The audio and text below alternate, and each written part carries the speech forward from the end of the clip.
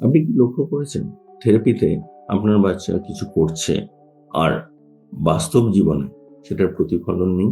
আপনি একা নন। এবং এই ভিডিওতে আপনাকে দেখাবো কোথায় আসল এই গ্যাপটা রয়েছে। অনেক প্যারেন্ট বলেন যে ও তো থেরাপিস্টের কাছে ভালোই করছে, শিখে গেছে, বাড়িতে যদিও কিছুই করে না।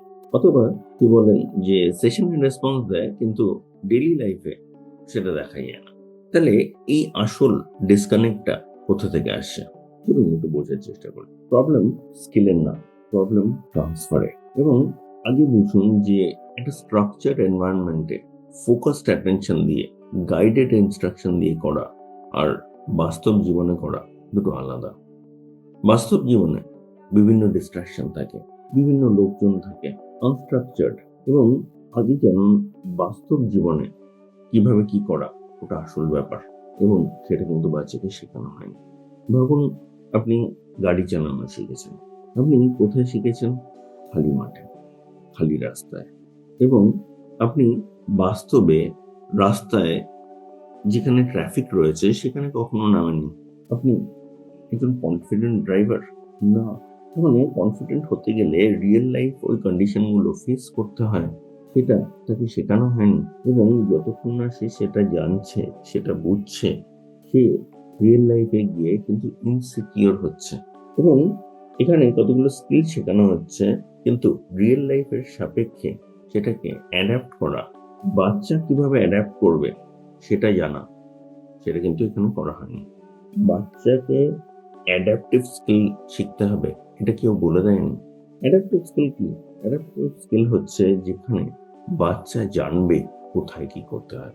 ধরুন গাড়ি চালানোর ঘটনা, আমি সবে শিখেছি, এখনো কনফিডেন্ট না। হ্যাঁ, ড্রাইভিং স্কুলে ওই খালি রাস্তায় সেই সময় তো মোটামুটি একভাবে চালিয়ে নিচ্ছি, হয়ে গেল। বাস্তব জীবন ওখানে বলে দেবে যে কোন ক্ষেত্রে কি করতে হবে? আপনার সামনে হঠাৎ করে কেউ চলে এলে কি করবেন বলে দেবে? এটা যতক্ষণ না আপনি সিচুয়েশনে পড়েছেন, আপনি শিখবেন না। এবং আনফরচুনেটলি থেরাপিতে সেই কন্ডিশনের জন্য তৈরিই করা হয় না। সেখানে ১, ২, ৩, ৪, ৫ এগুলো শেখানোর ছিল, এগুলো শিখিয়ে দিয়েছি। বাকি তুমি তোমার মতো করে দাও। তাহলে পরিস্থিতি ফেস করতে সেখানে শেখা হয়নি। স্কিল শিখেছে, কিন্তু সেটা অ্যাপ্লাই করার জন্য যথেষ্ট কিনা সেটাই দেখা হয়নি। এবং এই যে আমরা জেনারেলাইজেশন নিয়ে বলি, আগে বুঝুন যে প্র্যাকটিক্যাল সিনারিওতে পুট করবে, কিভাবে করবে সেটা তাকে পুরোটা ম্যাপ করে দেওয়া হয়নি। চ্যালেঞ্জ এবং প্রবলেম সলভিং একটা ক্যাপাসিটি, এটা শেখানো হয়নি। তাহলে কি হচ্ছে? যখন প্রবলেমে পড়ছে তখন কিন্তু বাচ্চা পারফর্ম করতে পারছে না। এবং এটাই তো স্বাভাবিক। অন্য কিছু কি হওয়ার কথা ছিল? একটু ভাবুন তো। তাহলে যে ফরম্যাটে শেখানো হচ্ছে, কোথাও তো গন্ডগোল আছে। আপনাকে দেখিয়ে তো দেওয়া হচ্ছে যে হ্যাঁ, উন্নতি হলো, কিন্তু দেখুন রিয়েল লাইফে তার প্রতিফলন নেই। আপনি শেখানো ছেড়ে দিন, কদিন ছাড়ুন, দেখবেন ওটা পুরোটা বেরিয়ে গেছে এবং লং টার্ম ডেভেলপমেন্ট হয়নি। তার কারণ হচ্ছে আন্ডারলাইন যে ভিত, সেটাই তো তৈরি হয়নি। যে আন্ডারস্ট্যান্ডিং দরকার, সেটাই তো তৈরি হয়নি। তাহলে একটা স্কিল শিখিয়ে দেওয়া হয়েছে, কিন্তু আন্ডারলাইন যে আন্ডারস্ট্যান্ডিংটা দরকার ছিল সেটা শেখানোই হয়নি। ইনপুটের উপর ফোকাস করা হয়নি, আউটপুটের উপর ফোকাস করা হয়েছে। বাচ্চাকে আউটপুট দিতে শেখানো হয়েছে, কিন্তু যদি ইনপুটের সাথে কানেকশন না থাকে, বাস্তবের সাথে কানেকশন রইল না। এবং সেখানে বাড়ির ইন্টারাকশনে, বাড়ির সিচুয়েশনে, যেটা রিয়েল লাইফ, ও তো রেডি হলো না। এবং যদি সেটা হয়, ও শুধু ইনস্ট্রাকশন ফলো করছে, ইনস্ট্রাকশন ফলো করা শিখছে, রুটিনে বাস্তব জীবনে সেটা ব্যবহার করতে শিখছেই না। সেটা না শিখলে কি হবে জানেন? আপনার বাচ্চা রিয়েল লাইফের জন্য রেডি হবে না। এবং তাই হচ্ছে থেরাপিস্ট শেখায়, প্যারেন্ট আসল ডেভেলপমেন্ট করে। এবং এই আসল ডেভেলপমেন্টে আপনার রোল কেউ আপনাকে বুঝিয়ে দেয়নি। এই রোলটা মিস হলেই গ্যাপ তৈরি হয়। আপনি যদি নিজে না জানেন, না বোঝেন, আপনি বাচ্চাকে সাহায্য করতে পারবেন না। একজন থেরাপিস্ট করে দেবে আর হয়ে যাবে, বাস্তব এভাবে চলে না। সুতরাং যদি ও শিখেও যায় ওখানে, আর বাস্তব জীবনে তার ট্রান্সফার না হয়, কি অর্থ আপনি নিজে ভাবুন। আপনি এতদিন ভাবছিলেন আরো থেরাপি দরকার। আসল কথা, অলরেডি যা হচ্ছে সেটাকে কানেক্ট করতে হবে। আপনার বাচ্চার আপনার সাথে কানেকশন, যা শিখেছে তার সাথে বাস্তব জীবনের কানেকশন, পুরোটা কানেকশন রাখেন, এবং সেটাই কেউ আপনাকে ধরিয়ে দেয়নি। লার্নিং যখন রিয়েল হয়, সেটা ব্যবহার করা যায়, এবং বাস্তব জীবনে শেখার উপায় রয়েছে।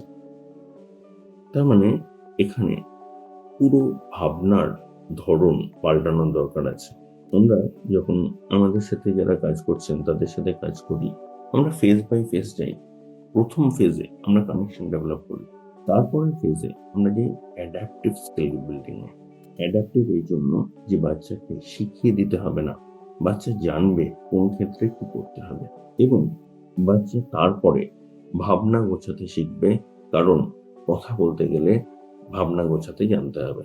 বাচ্চার সাথে এনগেজমেন্ট হলে বাচ্চা এর পরের গুলো অটোমেটিক্যালি শিখবে, বাচ্চা অটোমেটিক্যালি কথা বলবে। প্রত্যেকটা বাচ্চা, তবে ঘাটতি সেখানে না। বাচ্চা পিক আপ জাস্ট বাড়িয়ে দিলে আউটপুট বেড়ে যাবে। স্কিল শেখা ওর কাছে মেন ব্যাপার না, কোথায় কি করতে হবে জানা বোঝা আসল ব্যাপার। এবং স্টেপ বাই স্টেপ কাজ করলে রিয়েল লাইফে তার প্রতিফলন দেখবেন, আউটপুট দেখতে পাবেন। আমাদের কাছে তার রাস্তা অলরেডি রয়েছে, এবং যদি চান আমরা দিতে পারবো। ডেসক্রিপশনে এটা ভিডিওর লিঙ্ক দেওয়া রইল।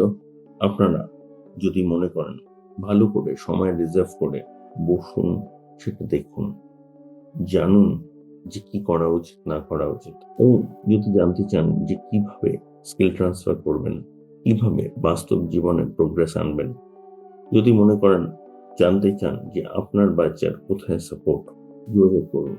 আমাদের নাম্বার দেওয়া আছে ডেসক্রিপশনে, আমাদের সাথে যোগাযোগের ব্যবস্থা দেওয়া আছে।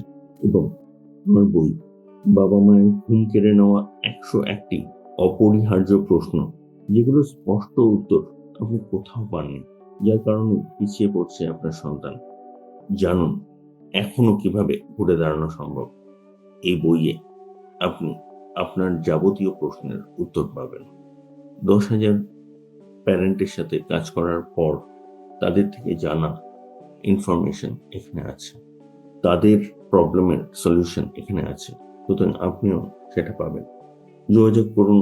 আমরা আপনাকে শুধু এই বই দিয়ে না, আর যেভাবে সাহায্য করা যায় আমরা সেটা করব। আমরা আছি আপনার পাশে। আজকের জন্য এটুকুই, আবার কথা হবে।